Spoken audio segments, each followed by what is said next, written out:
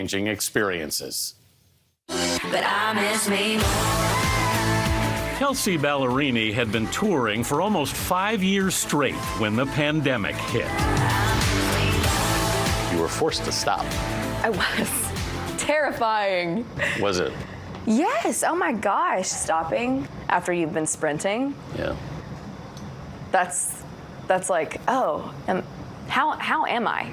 She wasn't good at first, grieving the fate of her album, Kelsea, released the week the world shut down. I made it to tour. I made it to tour venues with confetti cannons and lights and all the things, with glitter everywhere. And that was just not the state of the world that it was released into. You didn't get to have the party that you planned. I didn't get to have the party. As she told her fans on a live stream, I was just kind of in like a bit of a funk. When I need to put my feet back on the ground. she dealt with the downtime by writing poetry, and upstairs in an empty room in her home outside Nashville, began to turn it into a book. It looks like I'm like trying to solve a murder case. That's just me trying to sort the poems in the order they should go in the book. Thinking of my younger self breaks me like glass. Things in her future, now things in my past will... Ballerini calls her collection of poems, Feel Your Way Through. I wish I could slip her a letter, tattoo it somewhere inside her skin for only her to see. I would keep it simple, short, and sweet. It would read, "You'll be okay, and you'll always have me." Nobody's feeling sorry for you. The poems address her dreams, her insecurities, and her traumas, like her own eating disorder in high school. What made you want to tackle body image, your own body image? It's not always easy to just feel good in your skin. It's a journey, and I just think when you say it out loud, it takes the sting away from it. Where are you on that journey? I'm in a good place as a woman, especially as a woman in 2021. Like, if you feel good about yourself all the time, I would like to read your book. But I'm honest about it. You also deal in the book with a particular tweet. Okay, yeah. I was surprised to see that in there. I don't know why. Yeah. You know, the tea is piping hot, Anthony. I can acknowledge a misstep. I have learned that sometimes, even in the purest intentions, you should keep your mouth shut and learn. And that's what I'm doing now. Did I misstep? Did I misspeak? Did I F up with that one tweet? She writes in the poem, The Right Side of History. It refers to her tweet after country star Morgan Wallen was caught on camera using the N-word earlier this year. The news out of Nashville tonight does not represent country music, she wrote.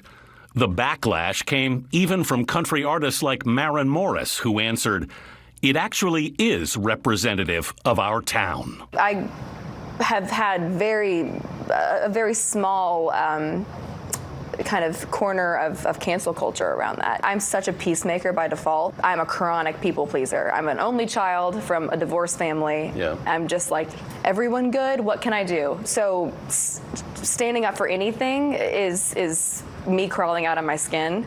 But it's something that's important to me. So something that I'm trying to learn about, something that I'm in a lot of therapy about, and something that I'm trying to do better and more eloquently as I get older. If it's still hard for Ballerini to talk about that tweet, it was even harder talking about her poem, His Name Was Ryan. I will cry. I was worried about that.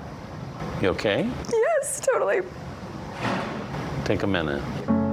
In 2008, 15-year-old Ryan McDonald was shot to death by a classmate at Central High School in Knoxville, Tennessee. Kelsea, then a sophomore there, witnessed the shooting. With this particular situation, I've never talked about it before, but as the book was forming, I was realizing that, if I'm gonna talk about the things that have made me me, I certainly can't avoid this. Sorry. It's all right. It's all right. I've never talked about it before. His name was Ryan, and he died on the cafeteria floor from a gunshot wound to the chest. I can't be too sure, but I think I saw him breathe his last breath. How were you touched by it? I think I became very aware of life is short. I'm scared of loud noises. I'm triggered by the news. I'm terrified of guns. I'm sensitive in crowds. But I'm alive. And because of a boy named Ryan, I know what a gift that is. In the midst of the pandemic, the 28-year-old singer also knows what a gift it is to be on the road again. You've been back on tour. Yes. With? The Jonas Brothers. How big is that? But to Kelsea Ballerini, the greater gift may be her ability to write. Do you think of yourself as a writer before you think of yourself as a musician? I do. One day when the radio stops playing me, which it will, inevitably, I still get to be a songwriter. Yeah. How much peace does that bring me? Just to know that, at the end of the day, when all the glitter fades, that's my favorite part, and I still get to do that forever.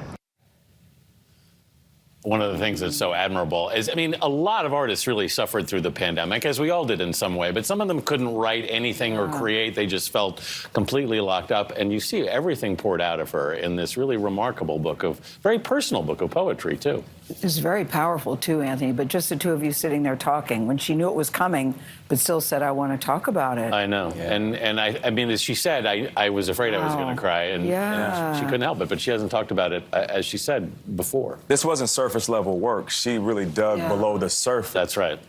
And she sure did. And pulling those insights out of that terrible experience as a high schooler. I can't imagine what experiencing that was like. Powerful work. No, me neither. Anthony, you're like a Hall of Fame shooting guard name. I don't actually. You just don't miss. No, you don't miss. No, and also, how many pieces? But I was bad on defense. How are you going to keep up this pace of pieces? You're doing There's a couple more this week. Oh my God. Yeah. All jokes aside, incredible Lucky stuff. us. Anthony, thank Lucky. you. Now, still ahead, the couple that stole the show and our hearts with a surprise proposal during Adele's concert special. Ashley.